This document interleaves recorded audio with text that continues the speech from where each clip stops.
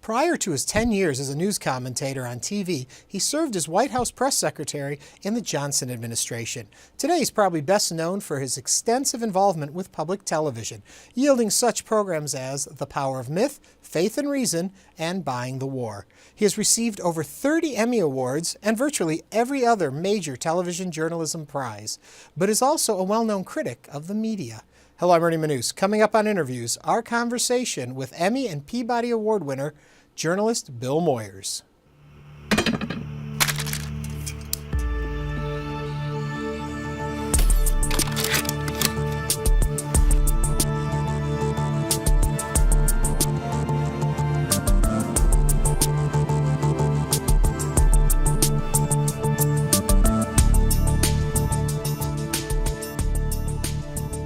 Public television today, is it what you imagined it would become? No, it isn't. When LBJ, President Johnson, signed the Public Broadcasting Act in 1967, we envisioned being far more adequately funded than we are. And while money's not everything, it plays a huge role in the creativity, the range, the scope of what you can do. So public broadcasting is still tethered to, is still an underfunded medium. Now, despite that, over the last 40 years, we have produced from the arts and travel and documentaries and interview conversation shows and specials, from the news hour to Frontline. We have produced some remarkable television that has touched the lives of millions of people. But we have done so little compared to what we could do if we had the resources that others do. I mean, for example, the BBC, which is funded by a designated fee on television sets involved, has about $4 to $6 billion a year that it spends. We have for programming, about $500 million a year. Within the narrow confines of necessity, I think people can be proud of public broadcasting. Great moments in the life of our nation, Watergate hearings and so forth. But in terms of what we could yet be, we're not there yet. And given the chance to create at this moment, should it be funded by the government or should it be corporate underwriting in that direction? See, it's funded by taxpayers. The government is a filter, a transmission, but it's funded by taxpayers because when we started public broadcasting, President Johnson said there should be one channel on the spectrum that is free of commercials and free of commercial values. We tried to get a BBC-like tax, but Wilbur Mills, who was then chairman of the Ways and Means Committee, where all tax legislation originates, came down to the little room. It's now called the Monica Lewinsky room, but it was then just a little study off the Oval Office. And LBJ tried to persuade him to go for this designated task. And Wilbur Mills finally, after 2 hours, leaned over to him and said, "Now, Lyndon, you know we ain't going to fund anything we don't control." So it would be more desirable if our money came from other than the Treasury, from the taxpayers, but that's the way we began, and began with a very shortage. In Germany, England, other democratic societies, the per capita contribution to public media is about $80 a year, $80. In this country, in the United States, $1.49 that is contributed through the Treasury, Congress, to public broadcasting. Not nearly enough. I mean, people deserve more than that. People deserve a fully funded public media. And that is the public in public broadcasting. It is the folks who are watching right now who should be benefiting from what we do and should be happy to be pay modestly for it. I mean, look what they pay for a Starbucks coffee today, more than they contribute every year to public broadcasting.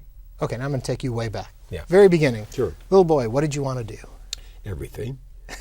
I wanted to be in journalism. I wanted to go into the ministry. I wanted to go into government. I wanted to be a pilot, and I joined the ROTC when I got older than that. I didn't know what I was going to do when I grew up. And, I haven't grown up yet, and I still don't know what I want to do. From the checklist, you've done most of those. I sorted it out because through a series of circumstances, high school teacher who was my journalism tutor on the high school newspaper recommended me to the local newspaper in Marshall, Texas, the Marshall News Messenger. At 16, I got a job because of the Korean War. They wanted somebody to write stories about the young men who were being drafted or are joining to go into the Korean War. They wanted to keep track of them in the local newspaper. I got that job.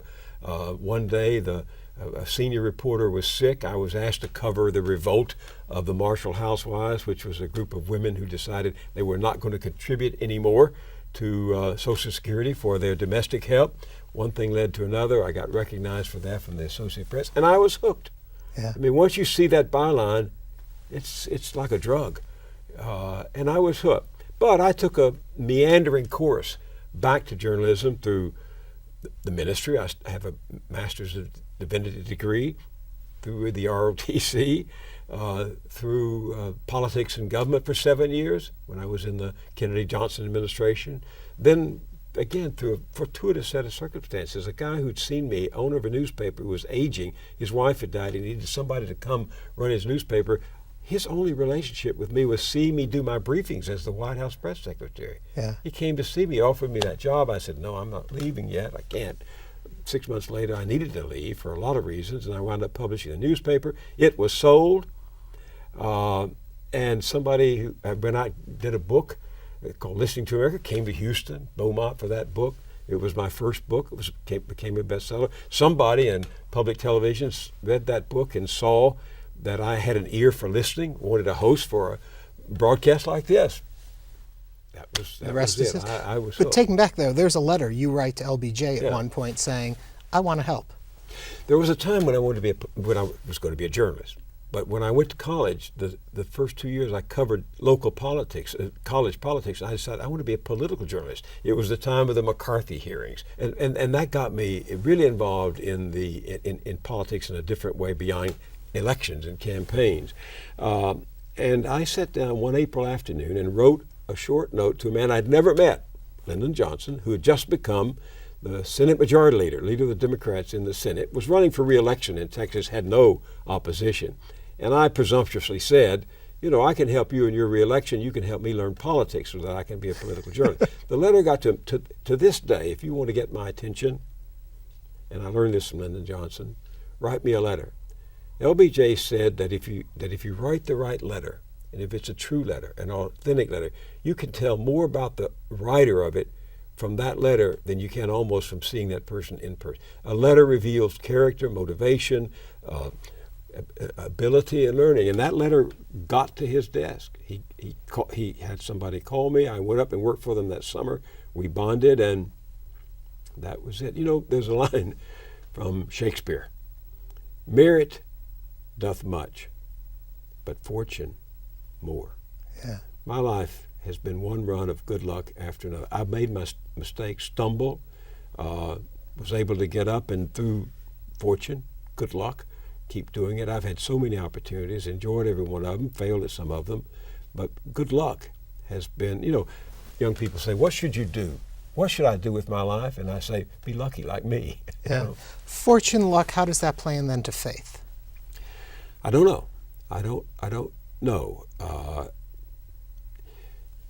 I don't know. I don't know if this is the result of faith or if it's an inherited trait or just living a long time. But I don't know how to be in the world without imagining a more confident future and then getting up every morning to try to do something to try to bring that future about.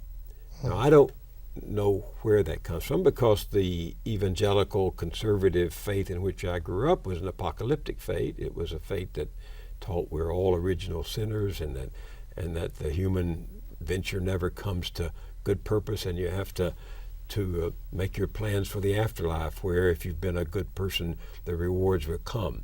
I moved beyond that a long time ago. I can't imagine what the afterlife is. Don't think about it. Mm-hmm. I know that all I can figure out is that I have this time on earth, and if I don't do something about this day, I'm not sure of having another day.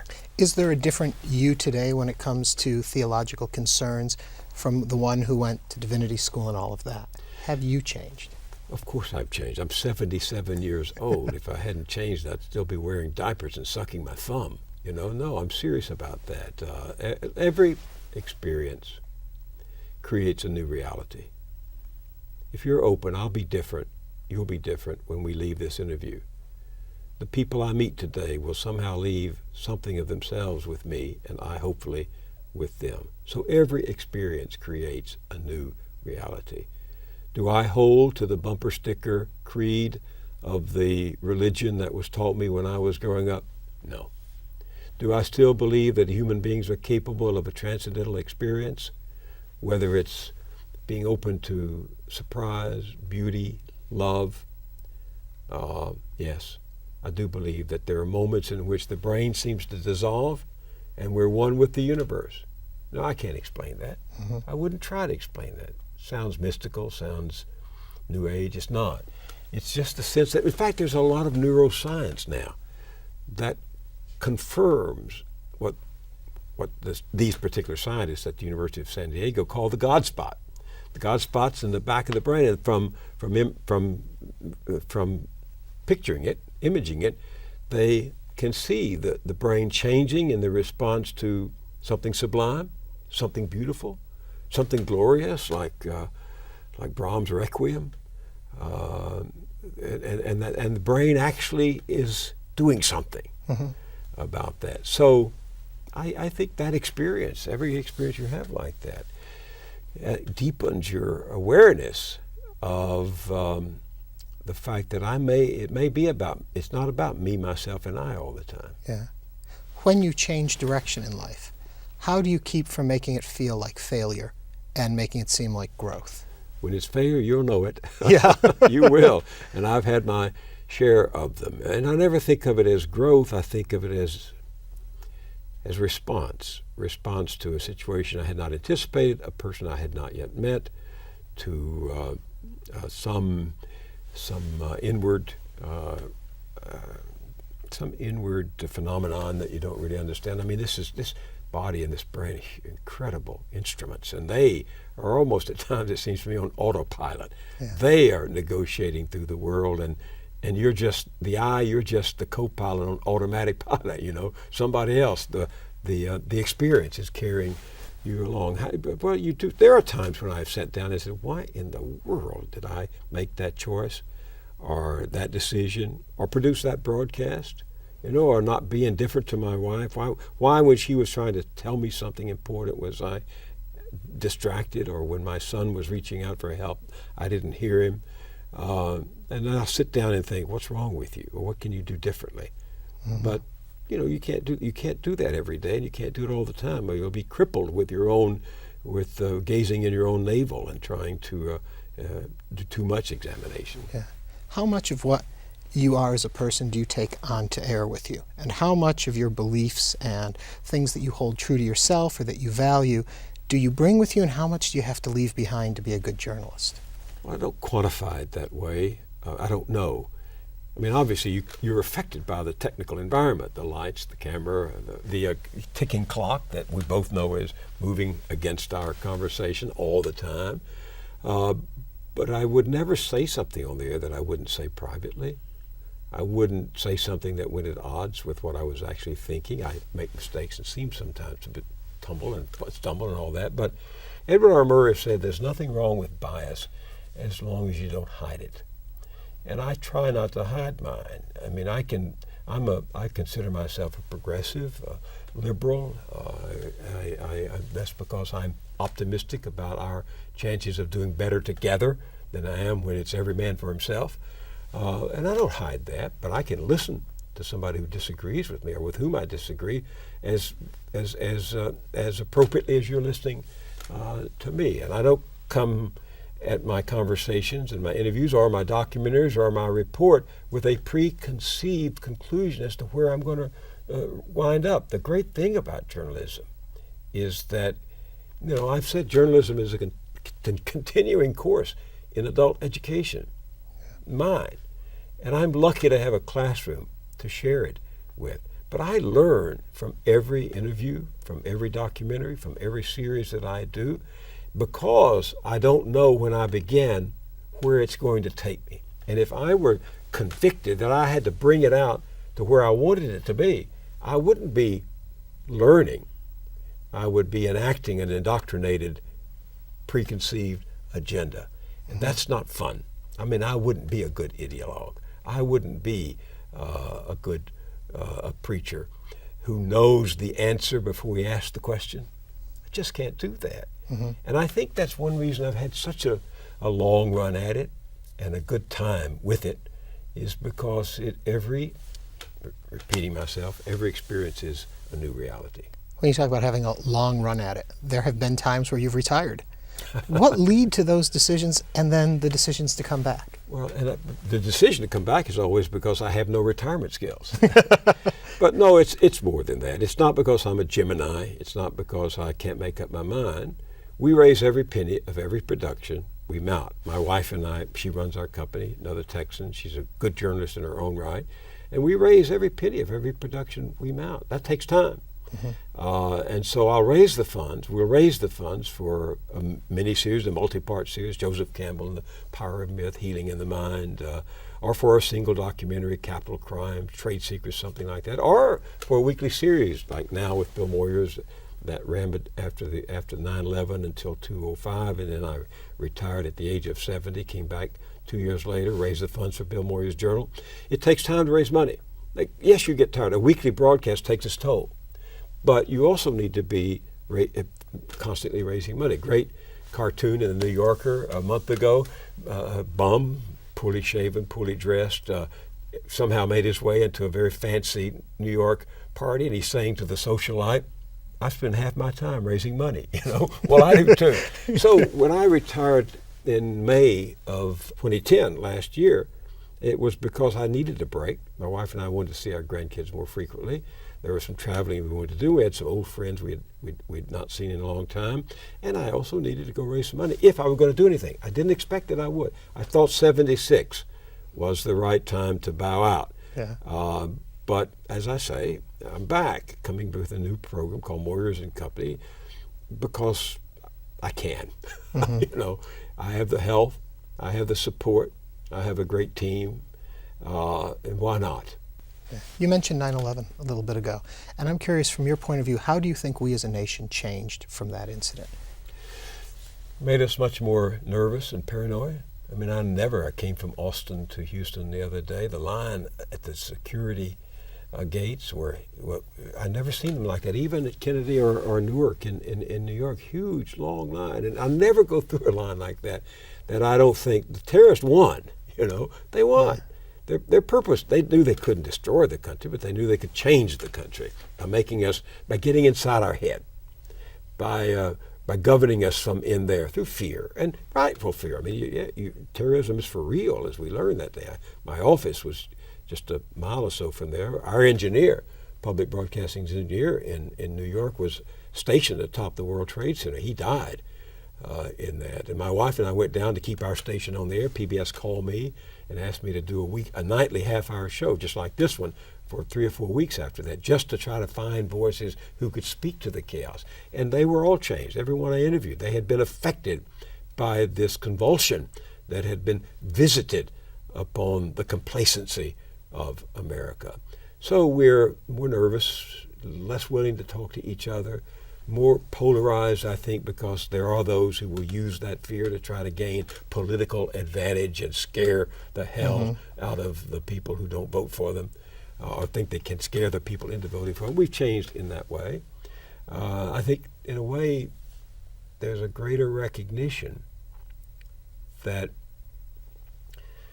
the empire is not worth it, that there's a limit to how far even a great and rich nation like ours can intrude into the world without creating disturbances that bring a backlash. And I actually think in some ways, not politically, but in some ways, we're a more mature nation for having suffered, for having been attacked. Every experience creates a new reality. And I think Americans are tempered. Again, not politically, because politically our politics has descended to an adolescent level. There's something of the trust that once was a kind of hope about the future, faith about the future, that's been lost, and that people are almost reluctant to listen to others these days. They want to listen to them, to like-minded. We live in silos because of the way our political system and our media system have evolved. We almost live in silos with very little contact. I'm not optimistic at the moment about our situation because we seem unable to solve any problems. When you talk about the silos, the irony of it all is we're at a point in our history where we have more opportunity to have more sharing of ideas than ever, and yet we use this technology to narrow in on what we look at. I used to love to read newspapers because I'd be surprised by what I read. You read this story that you wanted to read, and there's another one next to it, and it has a point of view that I haven't gone looking for. It may be a column by a conservative or a report on something that I'm unfamiliar with, and I'm surprised to be reading about something I didn't know. Today we're all our own editors. We go on the web and we construct our own newspaper. We take the remote or the clicker or the computer, the iPad, the thumb moving across the slick page, and we create our own world where we feel at home. We should be much more familiar. We should be much more at home in a world we don't understand, and it's always saying things to us we don't know. So how do we then spread that out? What's the responsibility of us as journalists? You have to work at it. You really have to work at it. You have to talk to people you don't want to talk to. You have to talk to people you don't like. You have to listen to people you don't think you have anything to learn from. You have to give the other person the benefit of some benefit of the doubt. I don't give everybody I hear some benefit. There are people lying to me when I interview them, and I know that. So I can't give them the benefit of the doubt. But you have to try very hard to be open to the world with a discriminating editorial faculty that enables you to discriminate between when somebody's trying to manipulate you and somebody's trying to inform you. But you have to work at it. In our medium, we need to cast a big net and bring as many people into it as we can.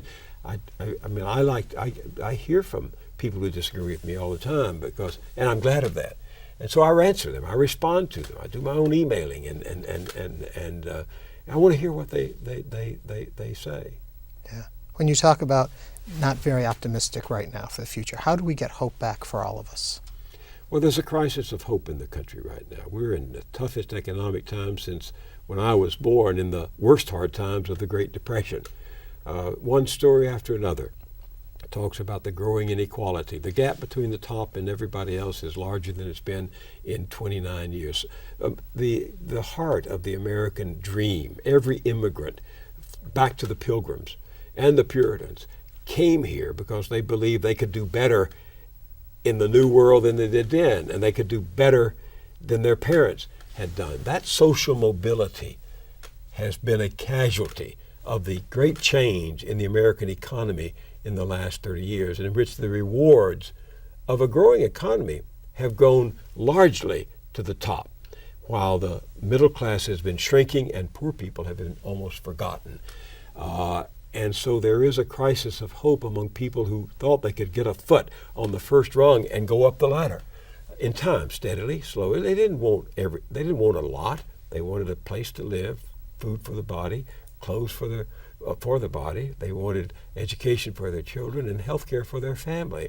That was the essence of it when I was growing up. And when I was in the 50s and 60s, when I was coming into my majority, most of the gains in the economy did go to the bottom 90% of the country. So that I, with the parents of a guy with a 4th grade education and a mother with an 8th grade education, had a chance to get ahead. Look, my parents were the poorest white folks in town, and yet I was the equivalent of my friend who was the daughter of the richest family in town, because we both went to the same public schools, good public schools. We both had access to the same good public library. We had use of the public park where I played football and she swung in the swings. We went on good public roads with good public facilities to a good state university, a good public university, University of Texas. I was as rich in public goods as she was in private goods. And the public goods were more important to me than private goods, because how many cars can you own? How many homes can you own? How much money can you spend? We're losing that. We're privatizing our public space. We're privatizing our public schools, privatizing almost everything public. And the public space that is accessible to people who don't have rich parents is shrinking.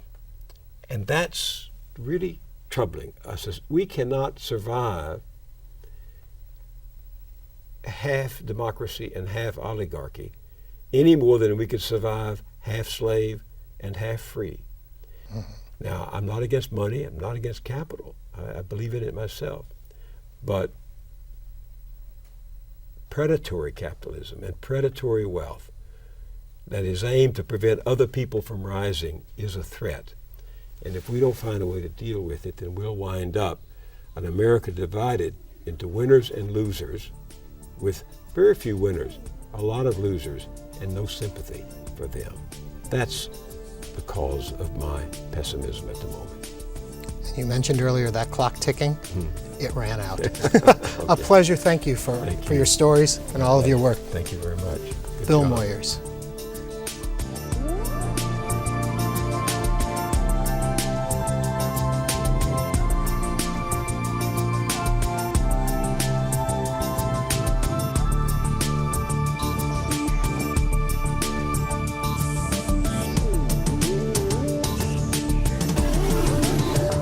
To order a DVD of this or any episode of InnerVIEWS, please visit HoustonPBS.org.